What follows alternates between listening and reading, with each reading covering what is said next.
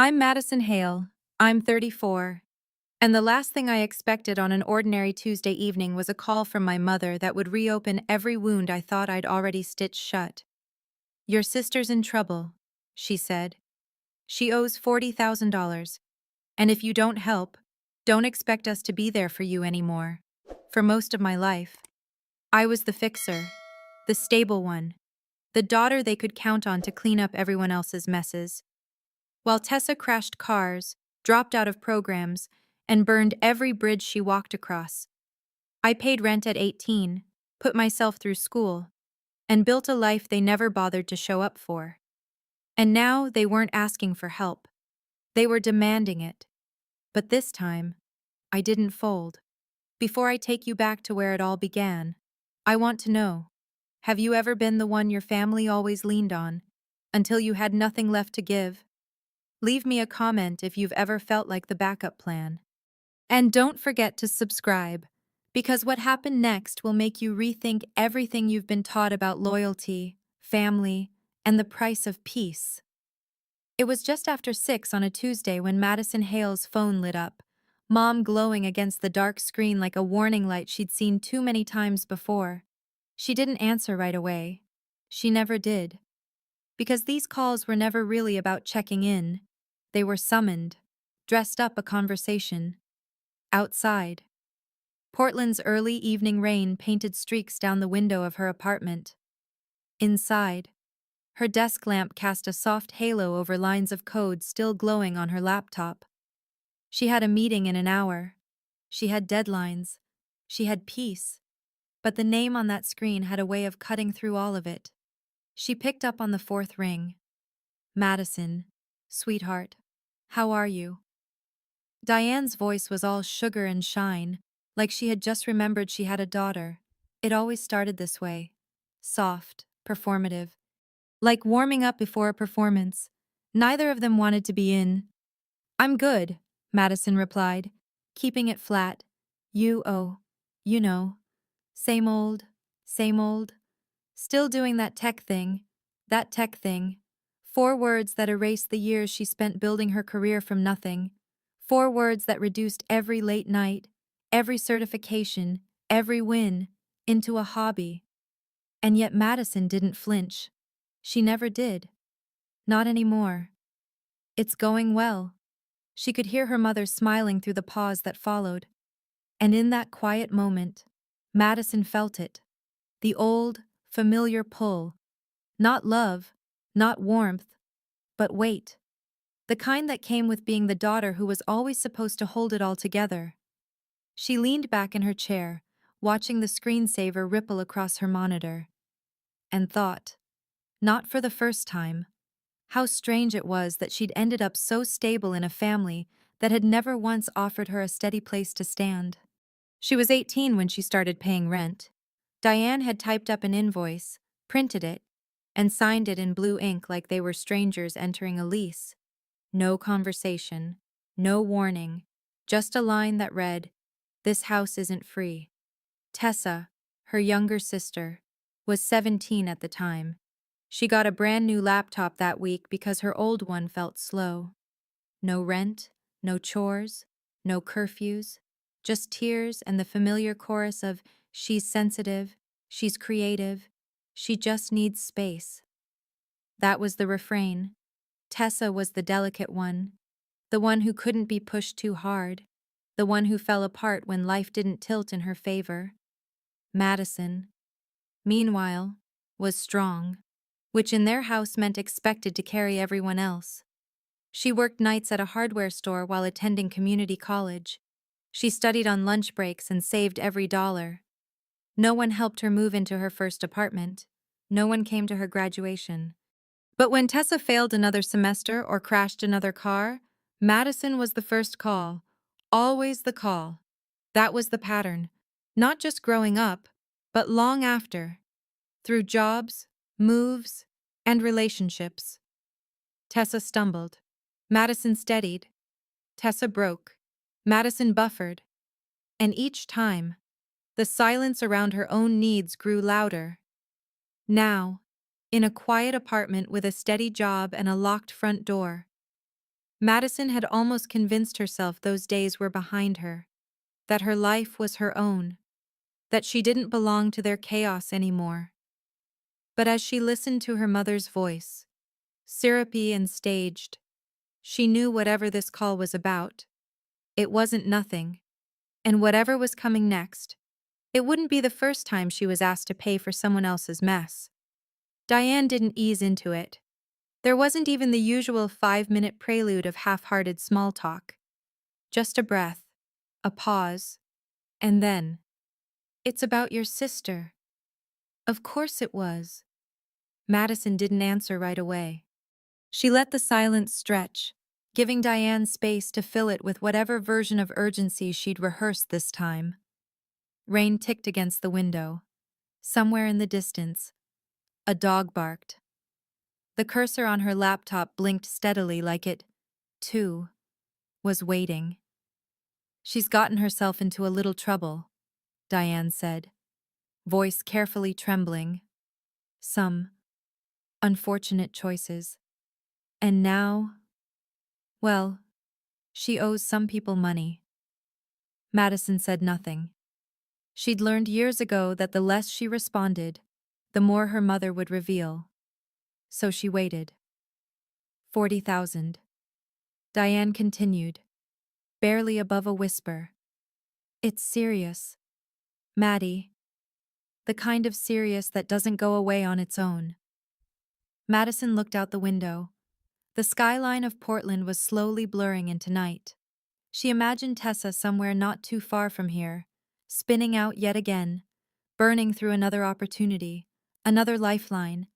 It was always the same fire, just a different room. "Who does she owe?" Madison asked calmly. "She didn't say." Diane replied quickly, too quickly. "But they're not the kind of people you ignore." She's scared. We're all scared. That last part made Madison blink. "We're all scared," she repeated silently in her head. Since when had we included her? She leaned forward, fingers gently tapping the edge of her desk. "And you're calling because—" Diane hesitated. That half-second pause, full of hesitation and calculation, told Madison everything she needed to know. "We need your help. Just this once. You've done so well for yourself. You have the means." Madison let the words hang in the air between them. She wasn't surprised, not even disappointed. Just tired. "And if I don't?" The silence on the other end was different this time. Not hesitant. Sharp. Intentional. "If you don't step up," Diane said, voice tightening, "then don't expect us to be there for you anymore." There it was, not a request, a threat. Dressed in the same maternal tone Diane used when Tessa scraped a knee or needed a ride home from the airport. Except now, it came with a knife hidden under velvet. Madison almost laughed. Not out loud, but somewhere deep in her chest, bitter and sharp. "Be there for me." Since when? She thought of birthdays spent alone in college dorms, of holidays where only a generic card arrived, signed, "Love." Mom and Dad, as if even writing her name required effort. She thought of every time she'd been told, "You're so independent," as both a compliment and an excuse. And now here was Diane, threatening to withdraw a support system that had never truly existed, trying to use love like leverage. Again, 40,000 is a lot, Madison said evenly. "I know, honey. But she's your sister." The word sister echoed strangely in her ears. A word that should have meant shared memories, late-night secrets, protective laughter. But for Madison, it had always meant messes, apologies, and unpaid debts that weren't hers. She didn't answer right away, just stared at the wall across from her desk, at a framed photo of the Oregon coast she'd taken years ago. Waves crashing into dark stone, wild and unbothered. "I'll think about it," she said finally. The relief in Diane's voice was immediate, too immediate. "Oh, Madison, thank you. I knew you'd come through." She said it like a prayer already answered, like the deal was sealed the moment Madison picked up the phone. They hung up 2 minutes later, after the required pleasantries. "Talk soon. Take care. Love you." All delivered with the weight of habit, not sincerity. Madison set the phone down slowly. Her hand was colder than she expected. The room felt too quiet. Her laptop still glowed on the desk, but the document she'd been editing was long forgotten. Her tea had gone cold. This wasn't the first time they'd asked. It wasn't even the fifth. But something about this call felt different. Maybe it was the size of the request. Maybe it was the threat tucked inside Diane's voice like a needle under silk. Or maybe it was the quiet realization that, after all these years, they still didn't understand. Madison wasn't the fragile one, but she wasn't theirs to manipulate anymore either. Madison didn't sleep that night. Not really. She lay in bed with the lights off, the phone still on the nightstand, face down, as if hiding the screen could quiet the echo of her mother's voice. "We need your help. Just this once." But it was never just once. She stared at the ceiling, tracing invisible patterns through the dark, remembering all the other times, the ones that came before this $40,000 demand. The pattern wasn't new. It was older than most people's marriages. It began long before adult life, before taxes and promotions and phone calls with ultimatums. It started when she was still a teenager, barely balancing school, work, and the unspoken job of being the family's safety net. She was 19 when she got the first middle-of-the-night call. Tessa had locked herself out of her car after a party. Madison was studying for finals. But she drove across town anyway. No, thank you came afterward. Just silence. And the next call a few weeks later when Tessa lost her job at the smoothie place because she refused to be yelled at. Madison sent money that time. Not much. Maybe $150. Enough to cover rent, she was told. She never saw that money again. Later came the calls with more weight. The ones where Tessa's voice cracked just enough to trigger sympathy, but never enough to suggest accountability. "He broke up with me. Mads. Can you come home? I'm getting evicted. I just need help this once. They cut my hours again. And Mom and Dad said they're tapped out." And like clockwork, Madison answered. Not always with money. Sometimes with plane tickets. Sometimes with late-night phone therapy sessions. She didn't have the energy for. Sometimes with silence.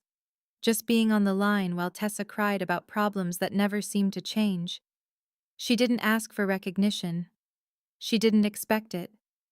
But somewhere along the way, she had hoped for something different. Not gratitude, necessarily. Just a moment when someone in her family saw the imbalance. Saw her. It never came. She tried to test it once. A few years ago. Madison decided to go quiet. 6 months.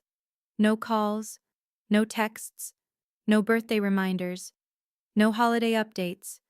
Just absence. Not to punish. Just to see if the thread ever pulled both ways. No one reached out. Not her mother.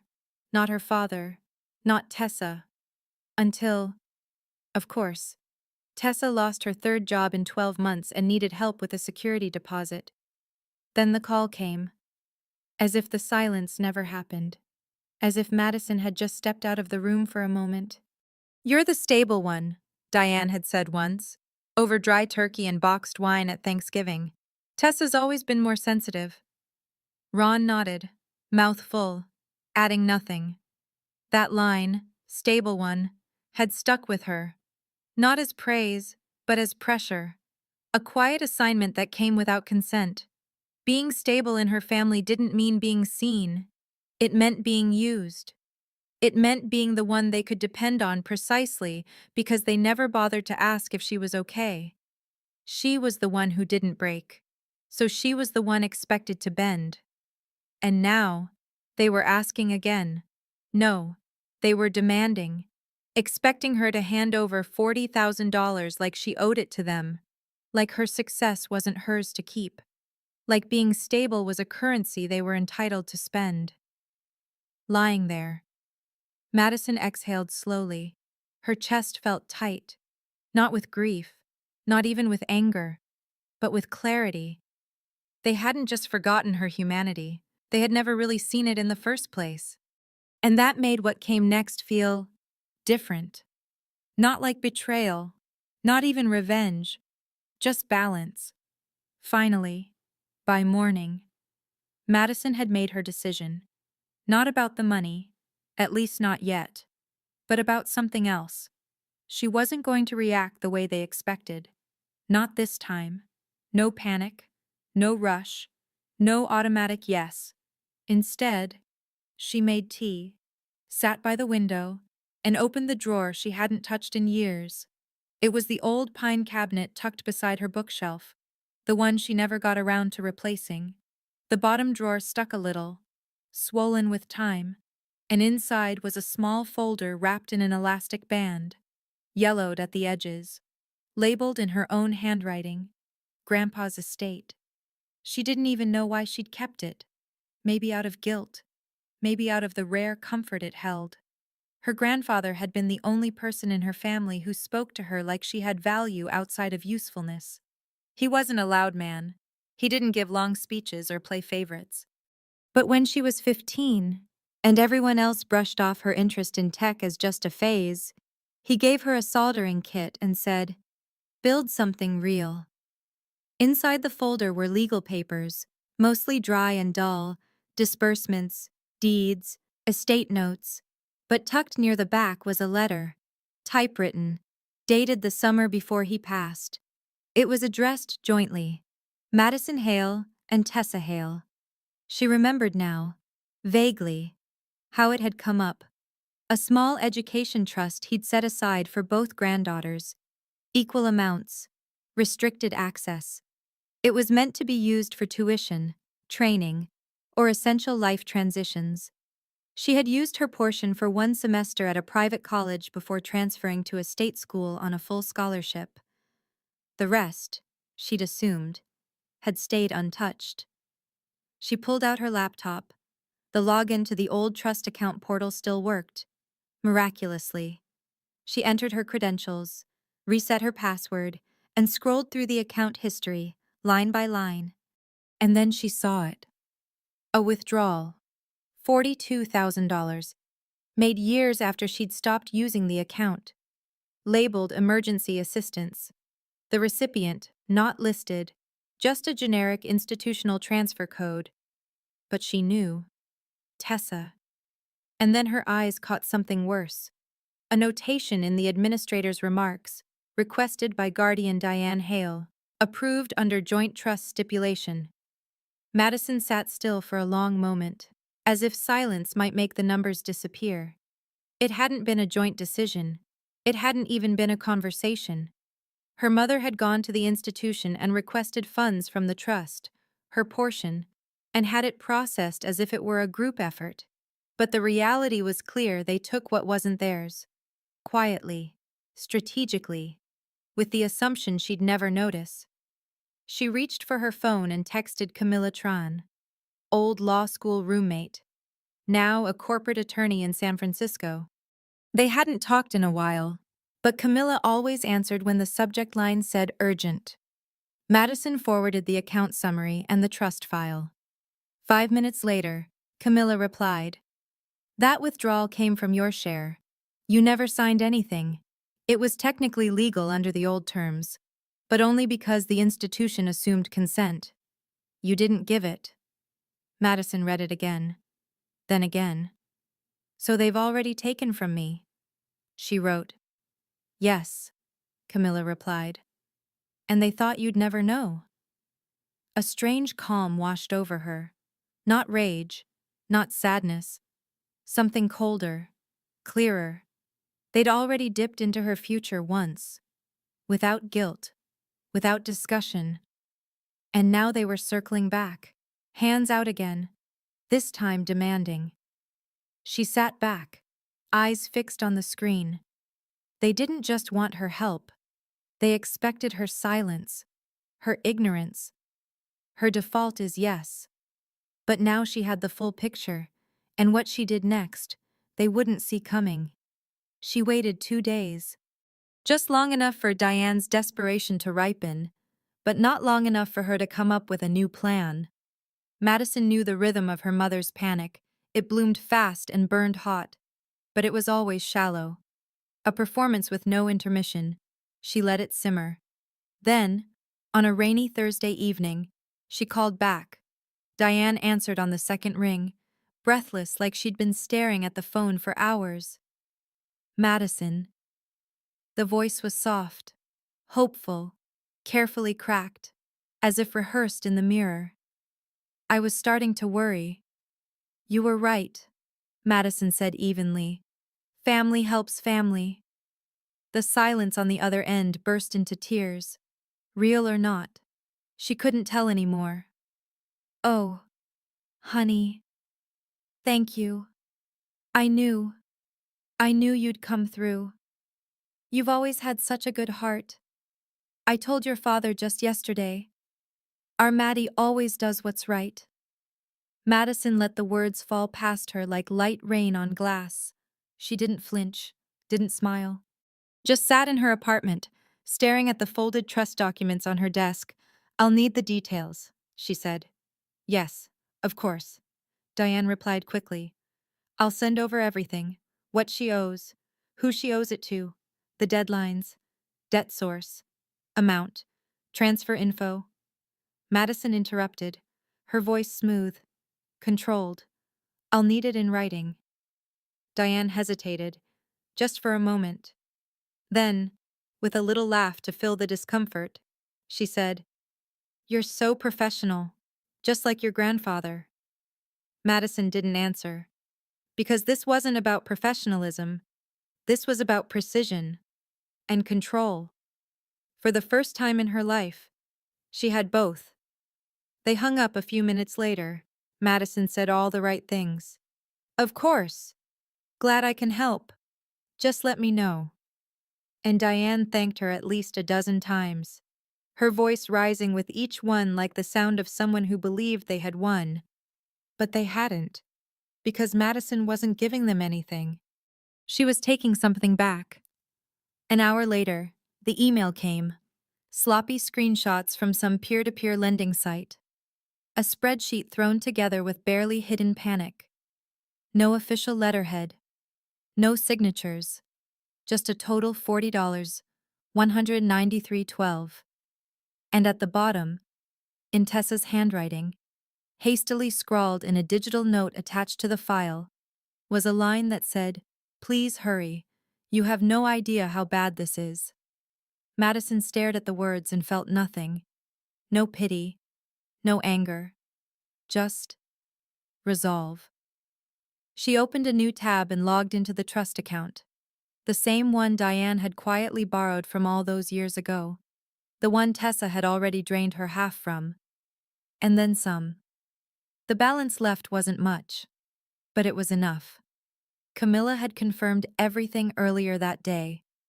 You're entitled to what remains, she'd said, legally, ethically. And personally, I'd call it justice. Madison entered the transfer amount. Exactly $40, $193.12. She input the account details from the email. Attached a note. Payment. Per request. Then she clicked Submit. There was no fanfare. No triumphant music. Just a confirmation screen. A transaction ID. And a line that read, Transfer successful. She downloaded the receipt, saved a copy for herself, and forwarded it to Diane with a one-line message. Payment completed. Let me know if anything else is needed. And with that, she closed her laptop. No speeches, no explanations, no dramatic reveals, just action, precise, legal, inevitable. They thought she was giving in. They had no idea she was finally taking control. The confirmation email had barely landed in Diane's inbox before Madison's phone began to ring. She didn't pick up right away.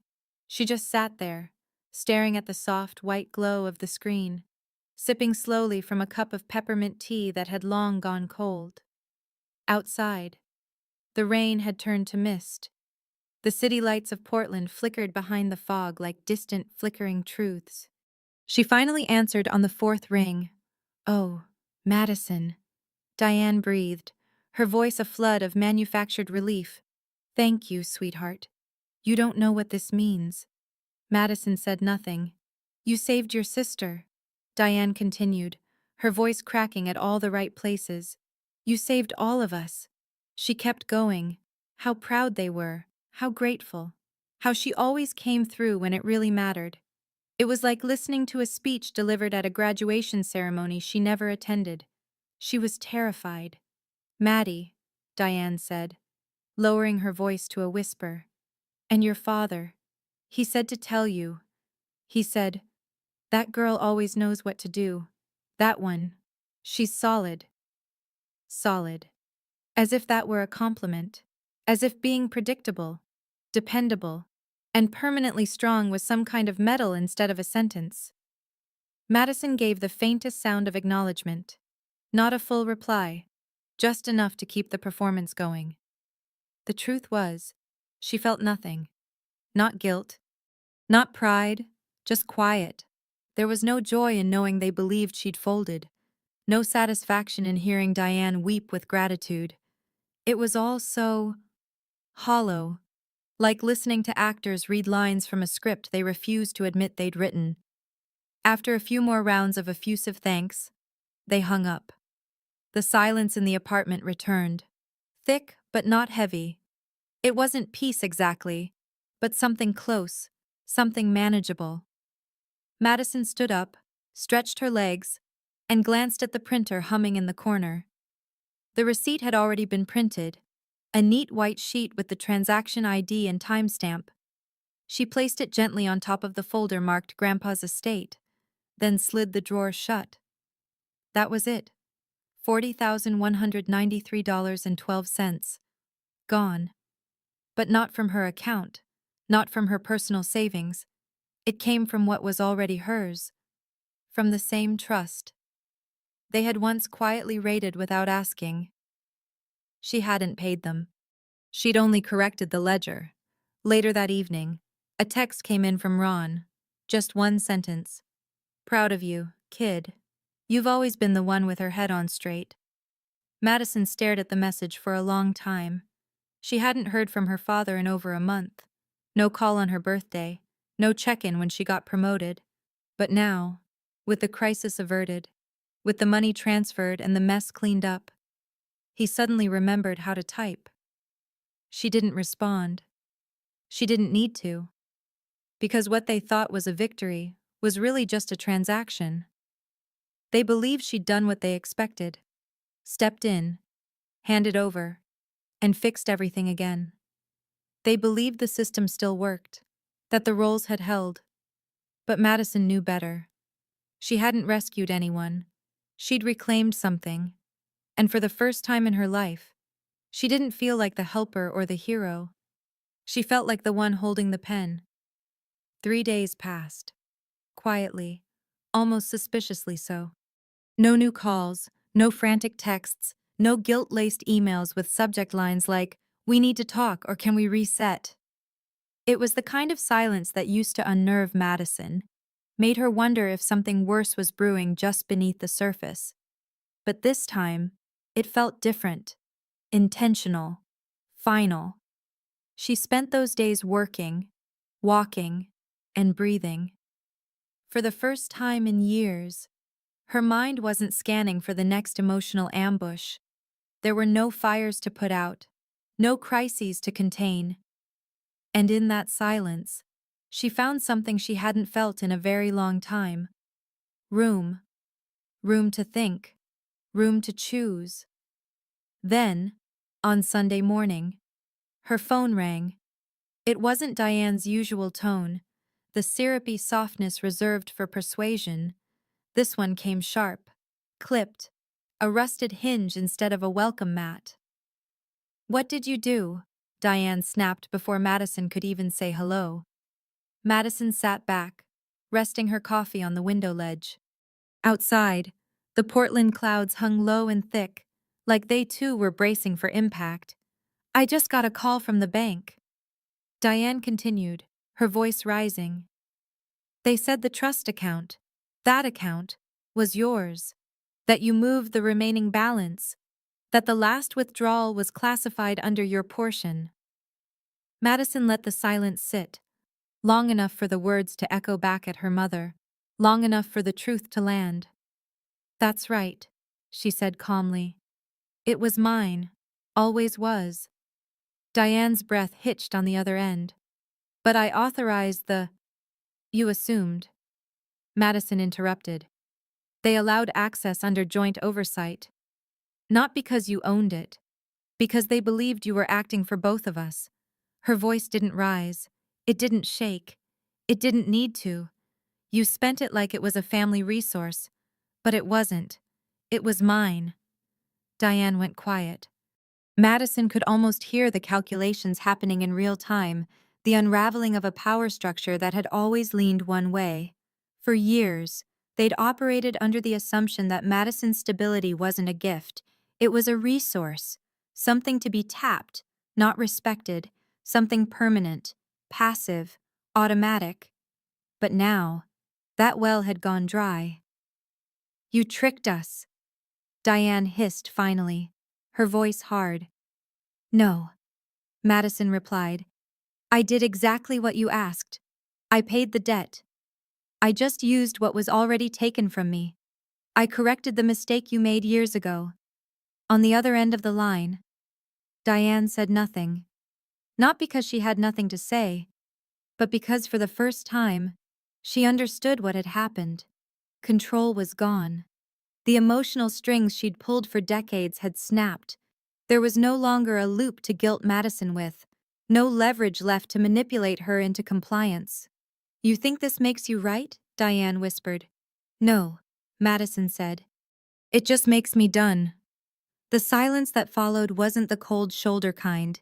It wasn't punishment. It was loss. The sound of a mother realizing her daughter wasn't playing along anymore. That the rules had changed. And this time, they weren't hers to write. They ended the call a minute later. No goodbye, no parting shots, just a click, and then the hollow space where a grip used to be. Madison didn't cry. She didn't feel victorious. What she felt was stillness, not peace, not yet, but something close and far more powerful. It didn't take long for the backlash to begin.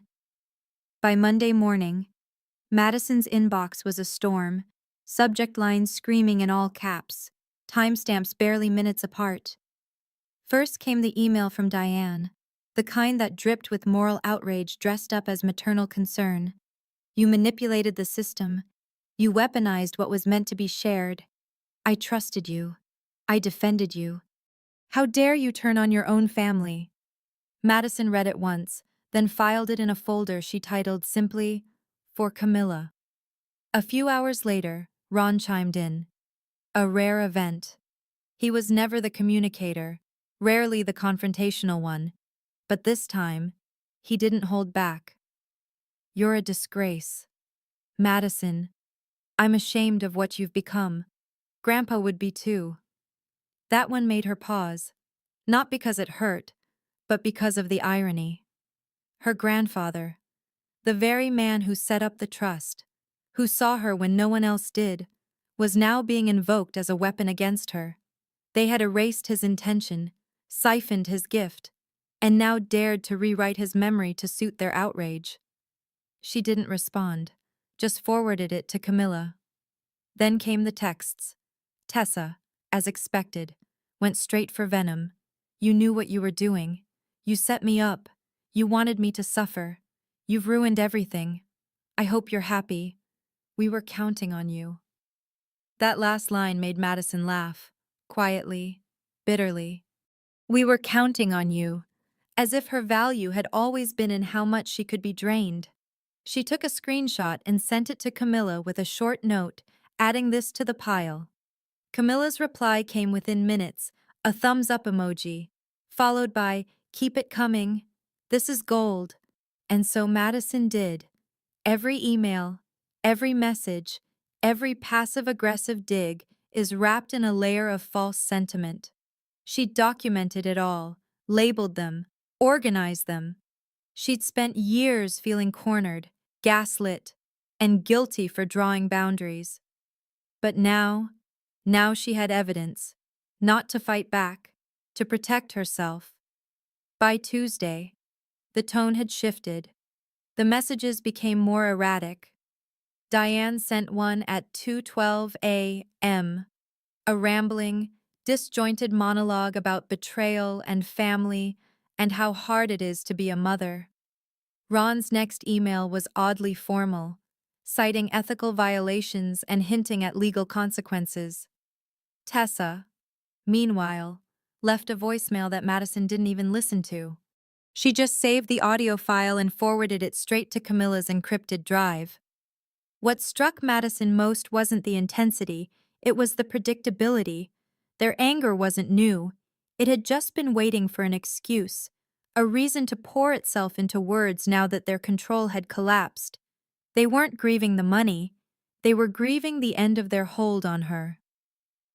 That afternoon, Madison crafted one message, just one, sent to all three of them at once. The subject line was simple, the payment. "You asked me to pay. I did. I never said it would be with my own money. We're done here." She hit send, closed the laptop, and exhaled. Not in triumph, not in relief, but in clarity. Because now, everything was finally in writing, and she was no longer alone in the room. It was a quiet Friday afternoon when Madison saw her. Through the glass walls of the conference room, just past the receptionist's desk, stood Diane, red coat buttoned to the neck, arms folded tight, jaw clenched like a steel trap. Her presence alone felt like an alarm that hadn't been triggered yet, but everyone in the office could sense it. Conversations slowed, keyboards paused mid-typing, even the intern at the front desk froze, caught between professionalism and panic. Madison didn't move at first. She just looked. It had been years since her mother had visited her workplace, if ever. Diane had never asked for a tour, never attended a company event, never once said, "I'm proud of what you're building." So her arrival now, unannounced and furious, wasn't a concern. It was a spectacle. Madison calmly gathered her things, slid her laptop into its sleeve, and walked out of the glass conference room with measured steps. She didn't rush. She didn't hide. "Diane," she said quietly. Enough for the receptionist to relax, but loud enough for the moment to begin. Diane turned. Her eyes were already gleaming with heat. "We need to talk," she hissed, the words sharp and quiet but carrying all the weight of accusation. "Now." "I'm at work," Madison replied, keeping her tone even, her stance steady. "This won't take long," Diane snapped, stepping forward. "You embarrassed this family. You humiliated me. That money wasn't yours to spend like that." Madison took a breath. She didn't look around, didn't check to see who was watching, though she knew eyes were on her. Instead, she kept her gaze on the one person who had always treated her boundaries like suggestions. "I used the funds from the account you already took from," she said. "I just used what was left." "You weaponized it," Diane said, voice rising now. "No longer careful. You manipulated the system. You made fools of us." "I followed your rules," Madison replied, calm as stone. "You said family helps family. I helped. Efficiently."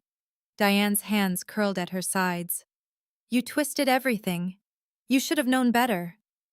"No," Madison said. "You should have known I'd stop cleaning up your mess."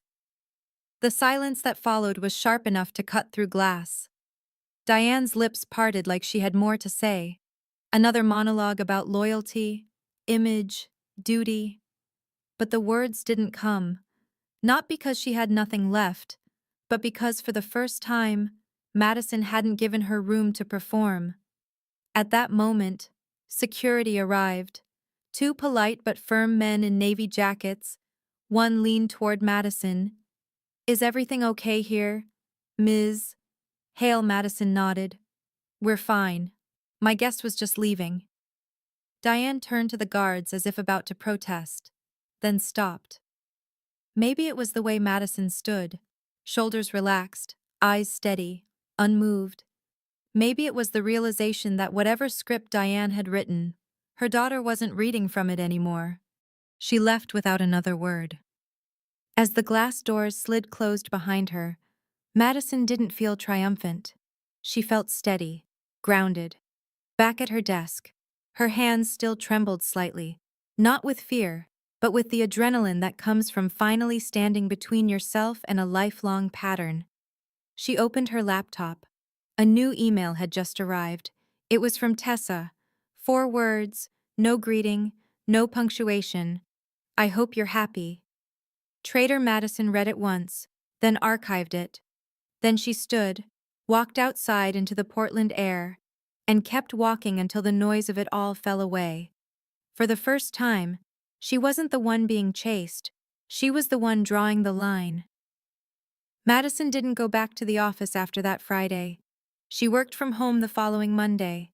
Not out of fear, but out of necessity. Her mind needed space to settle, to recalibrate, to make peace with the fact that everything had changed, even if the world outside kept moving like nothing had happened. She spent that morning going through the digital folders she'd created. Every email, every text, every voicemail saved and labeled.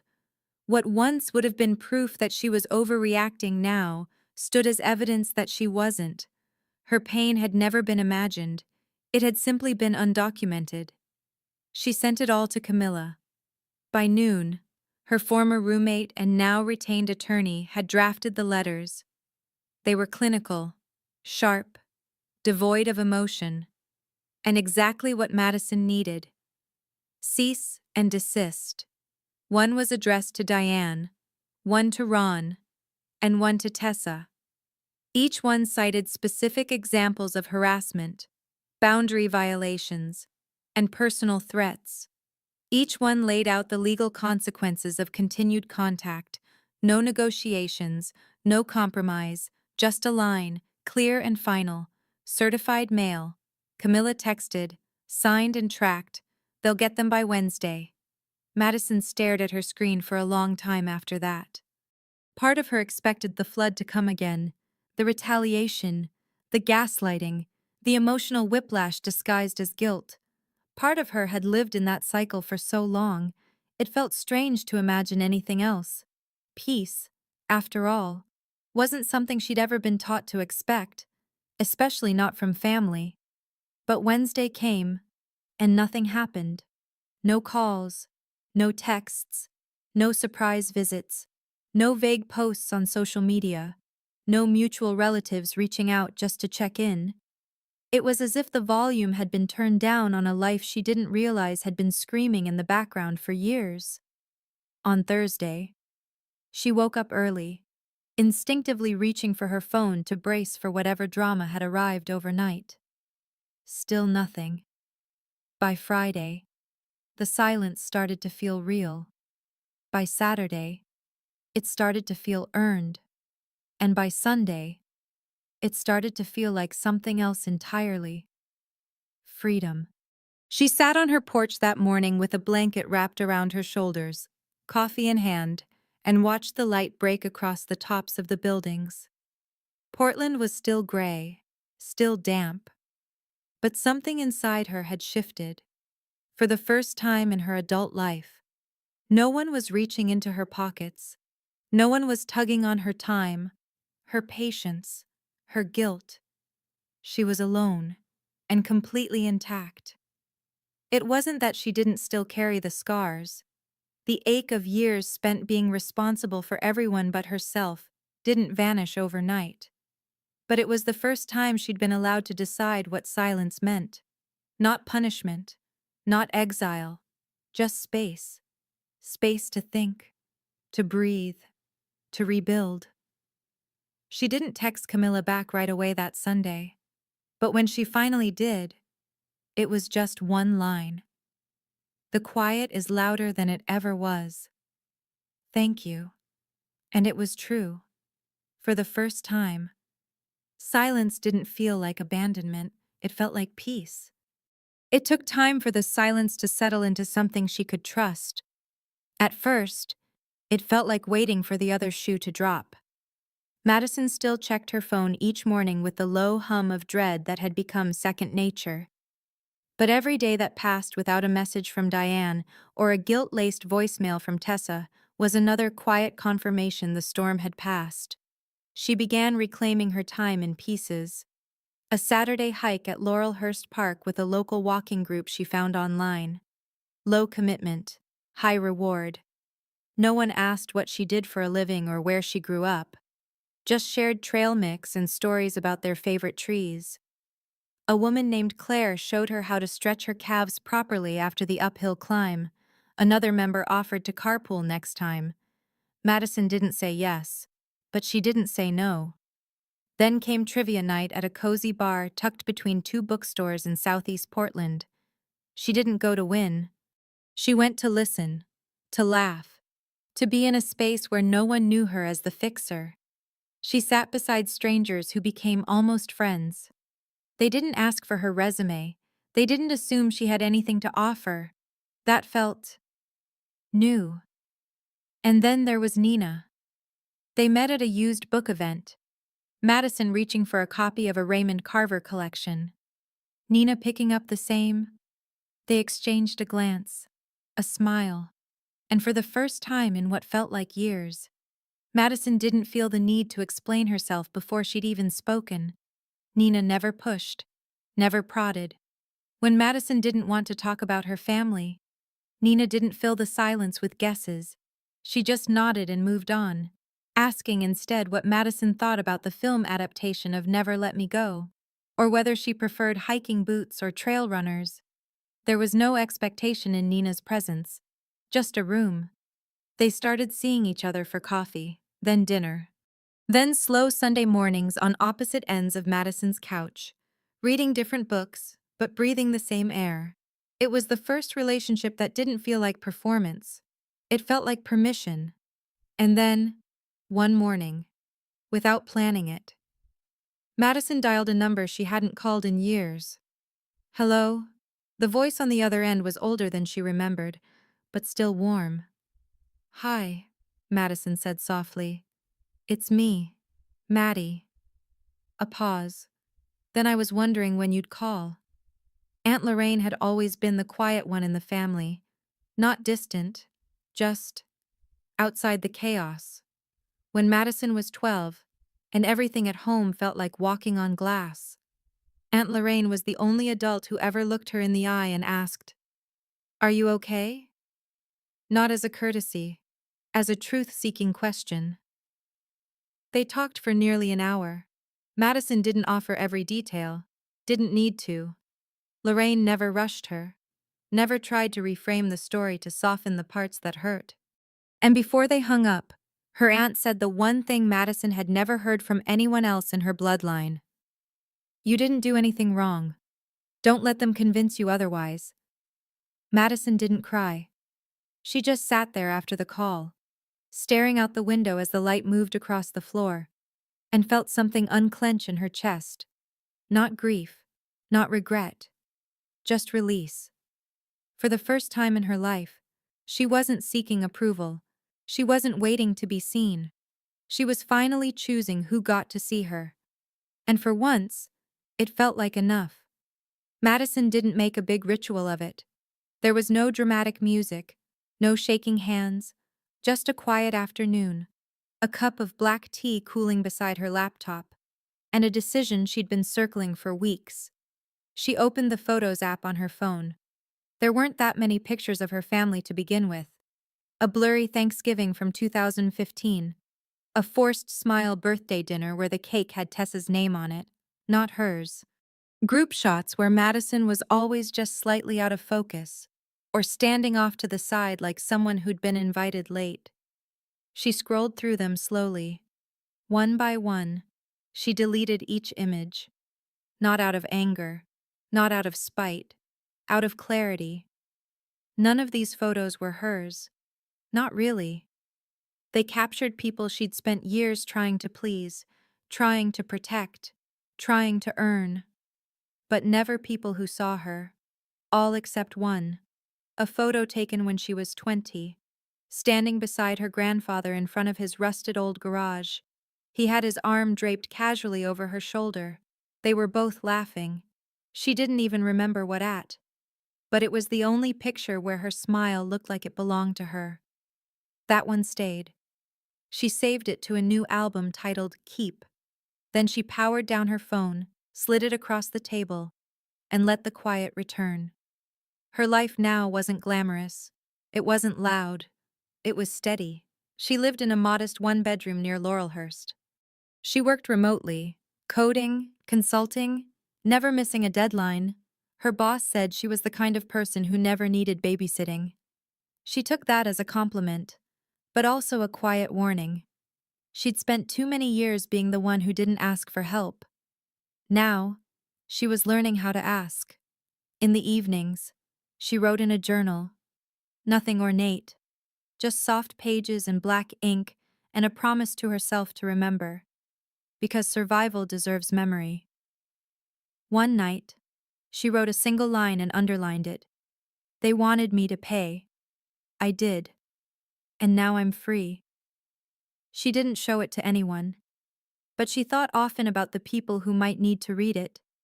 The ones who've been told they're only lovable if they're useful. The ones holding up broken bridges with silence and guilt. The ones who stay because leaving feels too loud.